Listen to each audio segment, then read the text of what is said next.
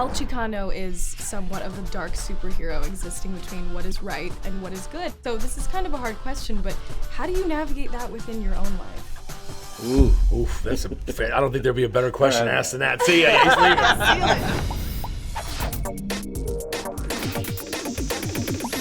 How special was it to have an all-Latino cast and a Latino director?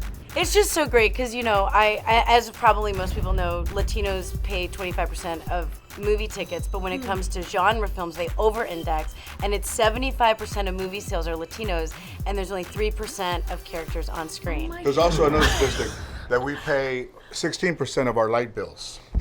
Oh my God. I read a really interesting interview with you where you said Batman, Superman, those didn't feel like your superheroes. We didn't have anything for our community, for our, for the Latin community, so it was time to see a familiar face, right?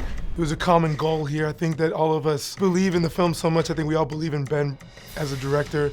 I felt like we all knew that we were working on something that was more important than our own individual egos. To have a resurgence of having an all-Latino cast that happens to be a Mexican superhero and have a universal message is fantastic. I have to become this. It's the only way to protect my city.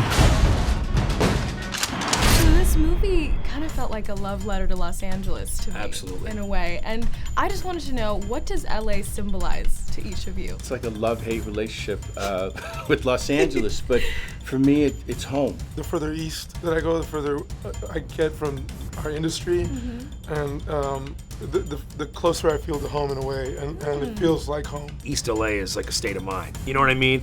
It becomes its own kind of enclave, and I think it has that appeal globally where people say East Los, it means something, East L.A. Ben and I both knew we must shoot this movie in East L.A. We have to be in East L.A. at some point because we just, by the very fabric of this film, it's necessary. Downtown now was not the way that it used to be.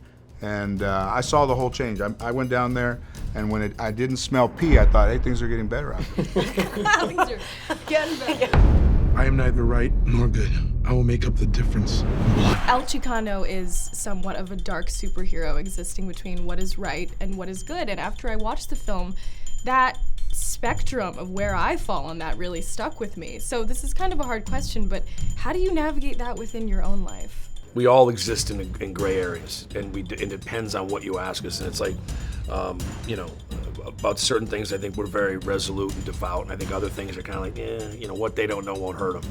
I say the same thing. What he said. What he just said. Yeah.